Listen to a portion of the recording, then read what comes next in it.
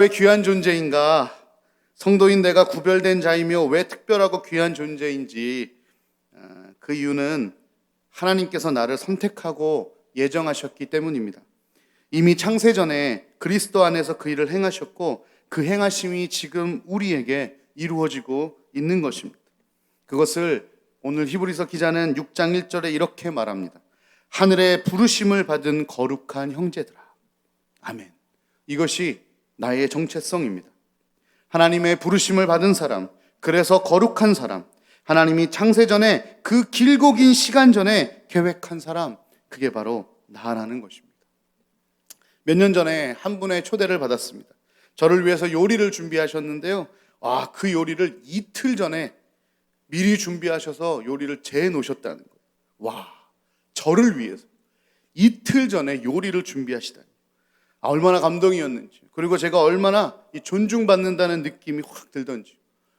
그래서 집사님, 아니 어떻게 이틀이나 그 요리를 준비하셨어요? 라고 말씀드렸더니 그분이 이렇게 얘기하시더라고요. 귀한 손님이 오시는데 이 정도는 해야죠. 제가 더 기쁩니다. 저 감동 엄청나게 받았어요.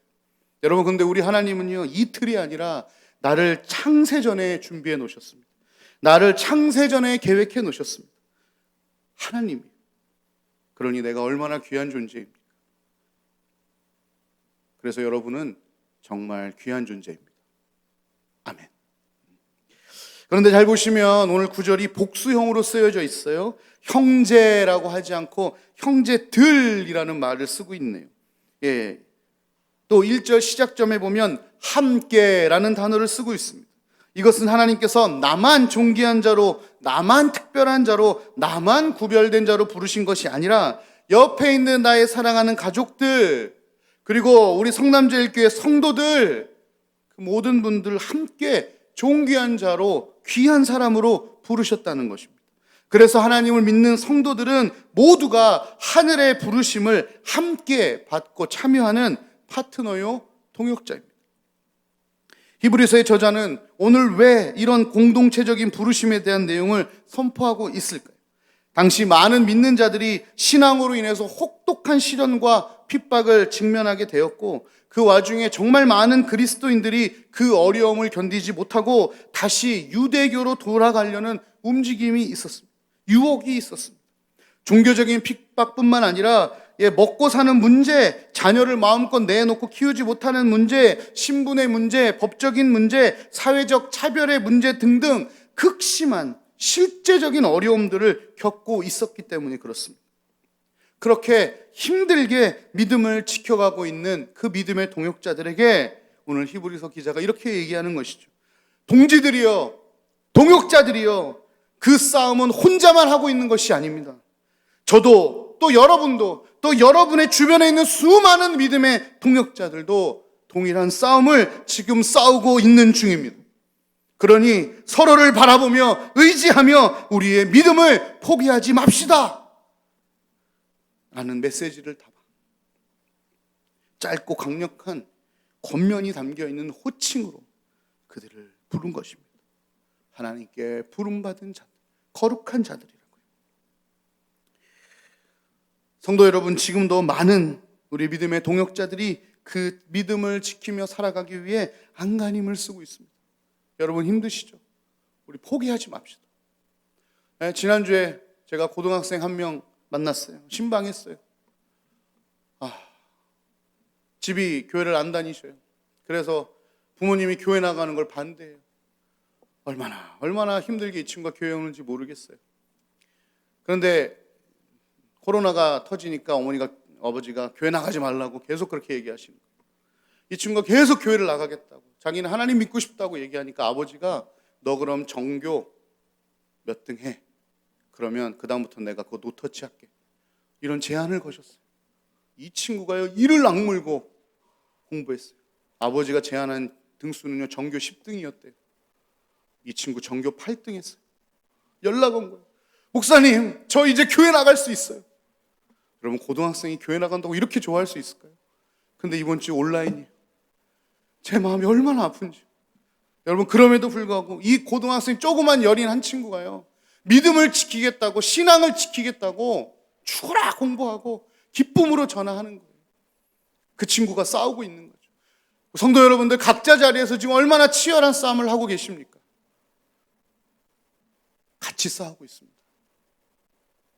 교회 건물의 기둥이 여러 개지만 지금 아무 의미 없이 서 있는 것 같지만 곳곳에 이 기둥의 벽을 지탱해 주기에 이 교회가 유지되는 것처럼 성도님들, 여러분들이 그 자리에서 지켜주고 계시기에 우리 성남제일교회가 지금도 무너지지 않고 있는 것이고 대한민국의 교회가 지금도 무너지지 않고 있는 것입니다. 하나님의 부르심을 받은 사랑하는 성남제일교회 성도 여러분, 힘냅시다. 그리고 꼭 힘을 내주셔야겠습니다. 근데 여러분, 어떨 때 힘이 나세요? 어떨 때 막 힘이 나세요?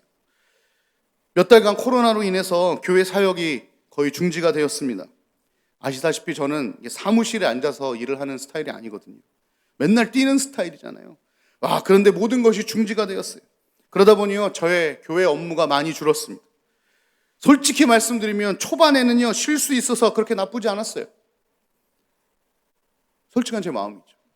제가 일부러 일을 안 하는 것도 아니고 하고 싶어도 할 수 없는 상황이니까요. 그렇다고 제가 가만히 있는 스타일이 아니잖아요. 그래서 이것저것 막 할 수 있는, 이 코로나 상황에서 할 수 있는 여러 가지 사역들을 준비하고 한 2, 3주 준비해 놓으면 또 빵 터지고, 또 그거 없어지고, 또 2, 3주 준비하면 빵 터지고, 또 없어지고. 이거 다 할 수가 없었어요. 그래서 그냥 잘 쉬기도 했습니다. 그런데 계속 일이 없다 보니까요, 몸은 좀 편한데 마음이 좋지가 않아요. 참 이상하죠. 여러분, 사람은 쉴 때 힘이 나기도 합니다. 그러나 사람이 근본적으로 힘이 날 때가 언제입니까? 그것은 사람이 자신의 본분과 자신의 역할을 제대로 감당할 때, 육체적인 힘이 아니라 존재적인 힘이랄까요? 원천적인 힘이랄까요? 그런 것이 나는 것 같아요. 코로나가 조금 잠잠해져서 제가 아이들과 1:1 신방을 했는데요, 이놈들 만나도 별 얘기 안 해요. 제가 거의 걔네들 만나면 80% 원맨쇼 합니다. 거의 라이브 쇼 수준으로 제가 앞에서 막 애들 재롱 부려줘요. 눈치 봐가면서, 돈 써가면서, 먹여가면서, 안 되는 연락해가면서 그렇게 치사하게 그놈들하고 신방을 하는데요, 그런데 이상하게 그렇게 신방을 하고 돌아오면 힘이 나요. 그 친구들에게 그동안 못했던 목사 노릇하고 있는 것 같아서, 내가 내 본분, 내 역할을 지금 하고 있는 것 같아서 힘이 나더란 말이에요. 수련회요. 지금은 못하지만요, 수련회 저녁 집회 되면요, 거의 5시간, 6시간 서서 설교하고 뛰고 찬양하고 기도하고 온 에너지를 그날 밤에 다 쓴다 해도 과언이 아닐 만큼 집회 인도하잖아요. 그리고 나면요, 온몸이 정말 피곤한데 그 피곤함 뒤에 찾아오는 전혀 다른 힘, 이상하게 그 힘이 나요. 그래서 거짓 나신 목소리를 가지고 둘째 날을 준비합니다. 둘째 날은 더해요. 6시간, 7시간 아이들이 지쳐서 기도할 때까지 그렇게 집회를 하거든요. 그렇게 새벽이 찾아오면 온몸이 땀에 흠뻑 젖고 녹초가 되고 거의 탈진 상태가 되는데요, 이상하게 내 안에 나도 모르는 힘이 생기는 거예요. 그 힘이요. 그래도 내가 부족하지만 이놈들 목사로 최선을 다했구나, 내가 내 본분을 그래도 지켜가고 있구나, 내 역할을 하고 있구나 하는 생각이, 그 힘이 이상하게 나더라고요. 여러분, 요즘 육아하시는 우리 엄마뿐만 아니죠. 아버지, 어머니 요즘 난리 이런 난리 없죠. 아이들 어린이집 학교 못 보내고 코로나 때문에 밖에 나가지도 못하고 집에서 하루 종일 아이들 밥해 먹여, 사고 치는 거 수습해, 놀아줘야 돼. 그 와중에 집안 살림은 또 다 해야 돼. 가정경제는 또 얼마나 힘듭니까? 우리 주부들 거의 녹초가 되어 있잖아요. 남편은 안 그런가요? 어려운 회사 상황 속에서 어떻게든 살아남으려고 기쓰고 애쓰고, 사업장 하나 가지고 이 불경기를 어떻게 견뎌야 하나 밤잠 설치면서 가족들을 먹여 살리려고 애쓰고 또 애쓰고 또 애쓰잖아요. 그렇게 힘을 다 쓰고 터덜터덜 집에 오잖아요. 그런데요, 그렇게 밤이 되어 곤히 자고 있는 아이들의 얼굴을 보고 있으면 진짜 얄밉기도 하거든요. 이놈 새끼 그냥 하고 싶어요. 그런 마음도 있어요. 그런데 나도 모르게 웃음이 나는 거예요. 그래도 내가 저놈들 때문에 살지 않은 마음으로 내일 출근을 준비하며 잠이 드는 거예요.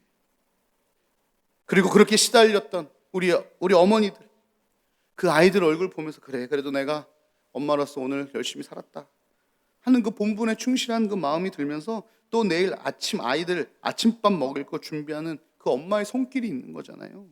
어떻게 그럴 수 있어요? 몸과 마음은 다 지치고 힘들지라도 내가 그 아이들의 엄마 노릇을, 내가 그 아이들의 아빠 노릇을 그래도 오늘 내가 또 잘 해냈구나 하는 그 마음 하나가 또 내일을 엄마로 아빠로 살게 하는 힘이 되는 것 아니겠습니까? 우리 엄마들 고생 많습니다. 힘내십시오. 여러분은 어떠신가요? 몸은 힘들고 마음은 힘들어도 내 역할을 감당할 때 힘이 나지 않으시던가요? 그러면 하나님을 믿는 성도들은 어떨 때 힘이 날까요? 여러분, 우리 교회 진짜 바쁜 교회잖아요. 목사님들은 그렇다 쳐도 우리 성도님들 정말 바쁘셨잖아요. 일주일에 교회 7번씩 나오시는 분들도 엄청나게 많잖아요. 월드비전, 전도대, 중보기도, 어머니기도, 경로대, 다락방에 토요 각종 행사들의 각종 식사 섬김의 훈련의 예배는 기본이고요. 얼마나 힘쓰시는지 몰라요. 그 헌신이 얼마나 귀한지 모릅니다. 그런데 지금 어떤가요? 거의 아무것도 없이 그냥 예배 한 번 정도가 우리가 할 수 있는 다잖아요. 힘이 나시나요? 아니실걸요. 교회 나오고 싶으시고 교회에서 일하고 싶으시고 사역하고 싶으시고 훈련하고 싶으시고 훈련받고 싶으시고 분명 그걸 또 하면 몸이 힘들 건 알면서도 그것을 해야 힘이 나는 게 우리 성도 아닌가요? 아니세요? 제가 오버하고 있는 건가요? 새벽에, 수요에, 금요에, 주일에 나와서 목 터져라 찬양하고 마음 다해 예배하고 기도하고 그것이 몸은 좀 힘든데 이상하게 우리의 힘이 되라는 것이죠. 늘 제가 보면서 제 마음을 다시 다지는 성도 한 분이 계세요. 다리가 좀 불편하신 성도님이에요. 여름이 되시면요 온몸에 땀 범벅이 되셔서 교회에 오세요. 다리가 불편하시니까 다른 사람보다 몇 배 힘이 드시거든요. 헉헉거리면서 교회를 올라오십니다. 정말 거기서 교회 오시는데 온몸에 땀 범벅이 되세요. 인사를 건네요. 아유, 이 더운데 오늘은 집에서 그냥 좀 계시죠. 어떻게 이 길을 걸어오셨습니까? 라고 말하면 그 성도님들 이렇게 얘기하세요. 아유, 목사님 무슨 말씀이에요? 찬양하면 힘이 나요. 말씀을 들으면 힘이 나요. 하나님 예배하는 것이 저의 가장 큰 기쁨이요 가장 큰 힘입니다. 마음이 찡해옵니다. 그리고 속으로 이런 마음이 들죠. 그래, 그게 맞아. 그게 맞지. 왜요? 성도는 성도의 본분을 다할 때 힘이 납니다. 우리 성도의 본분이 무엇입니까? 하나님을 예배하는 것이죠. 또 삶으로 하나님을 예배하는 것이죠. 그리고 그 하나님을 온 땅 끝까지 전하는 것이 바로 성도의 본분 아니겠습니까? 성도는 하나님이 우리에게 맡기신 그 사명을 향해 달려갈 때 이상하게 힘이 나더라는 거예요. 돈 많이 벌면 기분 좋습니다. 그런데 우리를 살게 하는 근본적인 힘은 거기에서 나오지 않더라고요. 가지고 싶은 거 가지면 기분 좋습니다. 그런데 우리를 살게 하는 기본적인 그 힘, 근본적인 그 힘은 거기서 나오지 않더라고요. 쉬는 날이 많은, 일이 좀 덜 있으면 편합니다. 그런데 우리를 살게 하는 그 근본적인 힘은 거기에서 나오지 않더라는 것입니다. 성도는 성도의 본분을 지켜갈 때 힘이 나더라는 것이에요. 왜 그럴까? 도대체 우리는 왜 그 성도의 본분을 지켜나가면 힘이 날까? 그 해답을 예수님에게서 발견했어요. 예수님은 도대체 어떤 힘으로 사역을 하셨을까? 요한복음 4장 34절에 예수님이 이런 말씀을 하셨어요. 나의 양식은 나를 보내신 이의 뜻을 행하며 그의 일을 온전히 이루는 이것입니다. 여러분, 예수님의 양식, 즉 예수님의 힘의 근원이 하나님의 뜻을 행하는 것이고 그 일을 온전히 이루시는 것에 있었다는 거예요. 드시는 양식이 아니라 예수 그리스도 이 땅에 오셔서 그 하시는 그 일을 할 수 있는 원천적인 힘이 무엇이었는가? 하나님이 보내신 그 뜻을 행하는 것, 그리고 그것을 온전히 이루는 것이었다는 거예요. 예수님을 보내신 뜻이 무엇입니까? 오늘 말씀 6절에 보면 예수님께서 하나님의 집을 맡은 아들로 표현되고 있습니다. 여기서 말하는 하나님의 집은 성전을 말하기도 하지만 여기 본문에서는 성도들의 모임인 교회를 의미함이 더 큽니다. 그리고 더 축소해 보면 하나님을 믿는 성도 한 사람 한 사람을 가리키는 말입니다. 다시 말하면 예수님은 우리 한 사람 한 사람을 맡으시는 것, 그것이 바로 하나님이 예수님을 이 땅에 보내신 이유라는 것이죠. 여기서 맡다라는 단어는 지키다, 관리하다, 다스리다라는 의미를 가지고 있습니다. 예수님은 그 하나님의 말씀에 전적으로 순종하셨습니다. 예수님은 십자가를 통해 우리를 지키셨습니다. 그리고 우리를 관리해 주셨습니다. 여기서 관리한다는 것은 보호하고 다듬고 훈련시키는 것을 의미합니다. 그리고 예수님은 우리의 삶을 다스리십니다. 우리의 삶에 하나님의 나라, 하나님의 주권을 허락하셔서 우리가 하나님의 주권 아래 살 수 있는 축복을 십자가에서 이루어 주신 것입니다. 이것을 한마디로 말하면 복음이죠. 예수님은 그 복음을 맡으셨습니다. 이 땅의 기쁜 소식, 죄를 사하시고 예수님을 그리스도로 믿는 사람들에게 구원을 허락하시는 복음 사역. 죄의 자녀, 사망의 자녀였던 우리를 하나님의 자녀, 빛의 자녀로 옮기시는 복음, 영원한 형벌을 받아야 했던 우리를 하나님의 영원한 빛으로 인도하시는 복음, 이유도 모르고 삶의 목적도 몰랐던 우리에게 우리의 삶의 이유와 우리의 삶의 목적을 알게 하시는 그 복음, 그것이 이 땅에 오신 예수님의 본분이셨습니다. 예수님은 그 본분을 지키시는 것이 그분의 양식이 되시고 힘이 되신 것입니다. 그게 나랑 무슨 상관인가? 오늘 1절의 말씀 보면 예수를 깊이 생각하라 라는 말씀이 나와요. 그것은 그냥 이렇게 예수님 하고 깊이 생각하라는 얘기가 아닙니다. 원어적인 것을 따라가다 보면 결론은 이런 말이에요. 예수님의 제자가 되어 예수님 따라 삶을 사는 자. 그것이 예수님을 깊이 생각하는 자예요. 예수님이 무엇을 위해 사셨습니까? 복음을 위해 사셨죠. 그리고 이 땅에서 본분을 마치시고 승천하시면서 이제 그 본분을 우리에게 맡겨주셨잖아요. 너희는 가서 모든 족속으로 제자를 삼아 아버지와 아들과 성령의 이름으로 세례를 베풀고 내가 너희에게 분부한 모든 것을 가르쳐 지키게 하라. 우리는 이제 그 복음을 맡은 자가 된 것입니다. 그래서 우리의 본분은 복음으로 사는 것이고 복음을 전하는 것입니다. 그러기에 우리가 복음으로 살 때 힘이 나는 거예요. 우리가 그 본분을 지켜나가니까 우리 안에 우리가 알 수 없는 힘이 나는 거예요. 그렇다면 복음으로 산다는 것이 무엇인가? 그냥 날마다 요한복음 3장 16절 절절 외우고 다니면 그것이 복음으로 사는 것인가? 그건 아닌 것 같아요. 제가 이 드라마를 즐겨보지는 않는데 요즘 2탄이 시작했다는 드라마가 있습니다.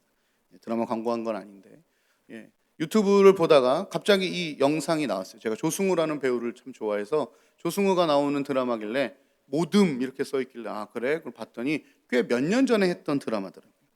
근데 딱 그걸 클릭했는데 그 장면 속에서 제 드라마보다 은혜를 받았어요. 무슨 장면이 나오냐면 이런 장면이에요.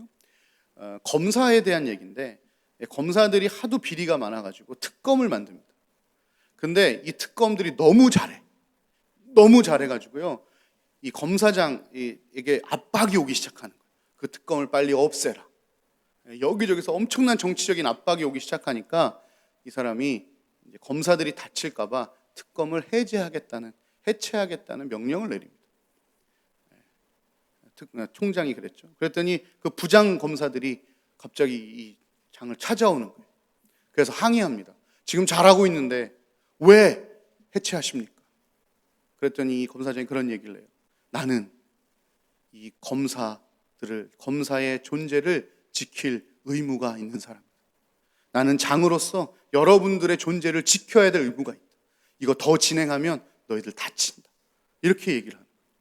그 다음 얘기가 뭐냐면 한 부하가 이렇게 얘기하는 거예요. 검사장님, 존재를 지켜주지 마시고 존재의 이유를 지켜주십시오. 우리 검사가 존재하는 것만으로 아닙니다. 우리 검사가 존재하는 이유를 지켜주실 때 검사가 검사 되는 것입니다. 와, 저 감동 엄청 받았어요. 그렇구나. 우리는 존재를 지키는 자들이 아니라 존재의 이유를 지키는 자들이죠. 무슨 말인지 이해하시죠? 여러분, 우리는 십자가를 지키는 자들이 아니잖아요.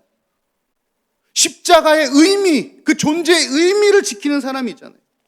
그 의미, 우리의 죄를 지고 그 십자가에서 친히 달리신 예수 그리스도의 그 의미를 지키는 사람들이 우리라는 거예요. 우리는 교회를 지키는 사람들이 아니에요. 우리는 교회가 존재하는 그 이유를 지키는 사람들입니다. 그 이유 때문에 교회도 지키는 것이죠. 교회가 존재하는 이유가 뭡니까? 하나님 예배하고 아직 하나님 알지 못하는 사람들 전도하는 것 아니겠습니까? 여러분, 우리는 생명을 지키는 사람들이 아닙니다. 우리는 생명의 존재 이유를 지키는 사람들이죠.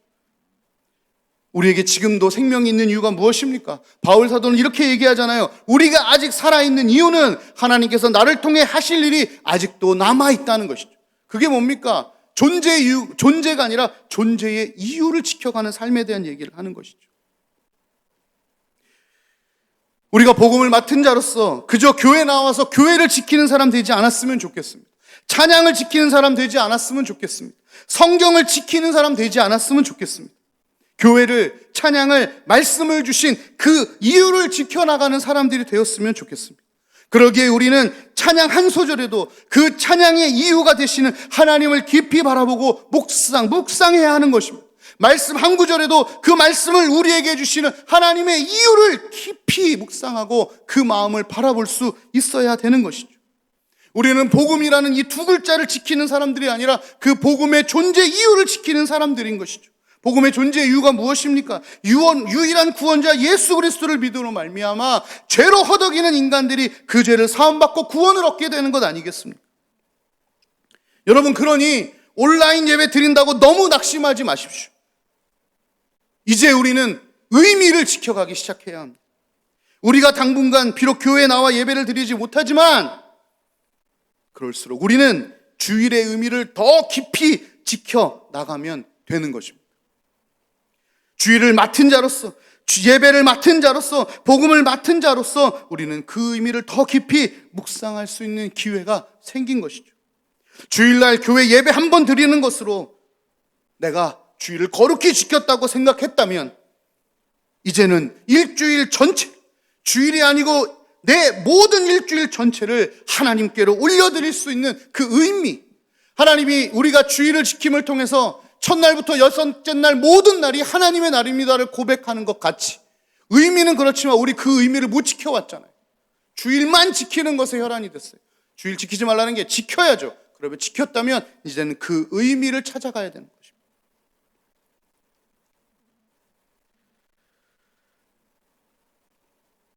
그냥 늘 정해져 있는 헌금 그거 드리면서 나의 의무 다 했다고 생각했다면 아니요, 이제는 그 헌금의 의미를 생각해 보는 것이죠.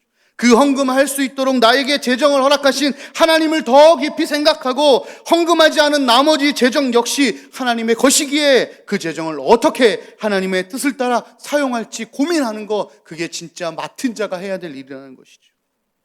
그전에는 돈을 위해 직장을 다니고 지켜왔다면 이제는 그 직장을 보내신 하나님의 이유를 찾아 그 이유에 합당하게 직장 생활을 해보는 것이죠. 나에게 가정을 주셨다면, 내가 아빠라면, 내가 엄마라면, 내가 자녀라면 나에게 그 귀한 가정 그리고 내 위치와 역할을 주신 그 이유와 그 의미를 찾아가야 되지 않을까요? 그저 생활비를 충당하는 것이 아빠가 아니고 집안일을 하는 것이 엄마가 아니잖아요. 하나님이 이 가정을 세우신 이유가 분명 있을 텐데 우리는 그저 그 가정을 기능적으로만 유지하는 것을 겨우겨우 하면서 살아가고 있었잖아요. 이 시기에 오히려 가정을 허락하신 이유를 찾고 그 이유에 합당하게 이 가정이 하나님께 드려진다면 얼마나 귀한 시간이 될 수 있을까요? 이제는 점점 말로 전도하는 것이 어려워졌습니다. 최근 교회에 대한 여러 가지 뉴스가 나오면서 사실은 어디 가서 목사라고 얘기하는 것이 쉽지가 않습니다. 그래도 우리의 이 복음을 향한 맡은 자의 본분은 멈출 수 없어요. 그렇다면 이제는 우리가 무엇이 남았나요? 그것은 이제 삶으로 전도하는 것밖에 없습니다. 그냥 주일날 교회 나가는 거 아니고요, 내 삶 속에서 전도하는 것밖에 없어요. 말씀의 능력을 믿지 않는 것이 아니라 이제 세상은 의심이 가득해서요, 그것이 진짜인가를 몇 차례 검증하는 시대가 되었습니다. 그저 예수님 믿으면 복 받습니다 하는 말이 아니고요, 복 받은 사람의 삶을 그들에게 보여줘야 합니다. 이게 맡은 자의 본분입니다. 요즘 텔레비에 얼마나 많이 홍보합니까? 옛날에는 그냥 만화처럼 영상처럼 나왔지만 요즘은 직접 사람이 나와서 이거 써보시면요, 피부가 제가 일주일 써봤는데 달라집니다. 뭐 하는 거죠? 직접 경험하고 체험하고 보여주는.